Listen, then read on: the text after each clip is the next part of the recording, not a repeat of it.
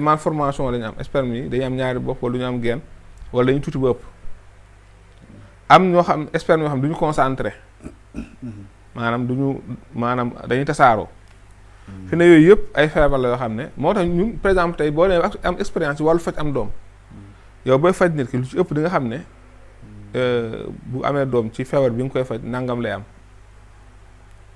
d'accord comprendre nga. d'accord moo tax am na loo xam ne du kii du baatin.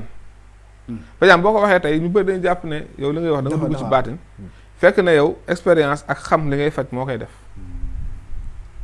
xam ne diw mii di faju ci yow feebar bi muy faju bu ci dee am doom bi nangam lay am bu wéree. ndax benn dana aju ci garab yi nga koy jox. ah ok kon garab yi mën na ci jouer rôle. waaw ndax fi ne tey dañuy wax ne góor buy utiliser lu mel ni ñàmbi